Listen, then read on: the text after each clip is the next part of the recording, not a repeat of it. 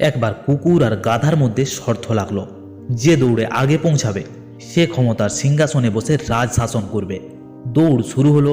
কুকুর খুব খুশি ছিল।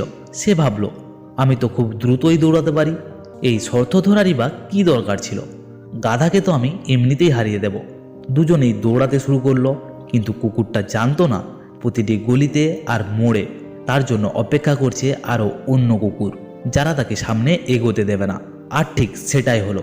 যত এগাতে লাগলো প্রতিটা গলি আর মোড়ে তাকে অন্য কুকুরদের মুখোমুখি হতে হলো। তার উপর প্রাণঘাতী আক্রমণ হলো, তার বিরোধিতা হলো। যেভাবে হোক কুকুরটা শেষ পর্যন্ত সেখানে পৌঁছালো আর দেখলো গাধা সিংহাসনে বসে রাজত্ব করছে।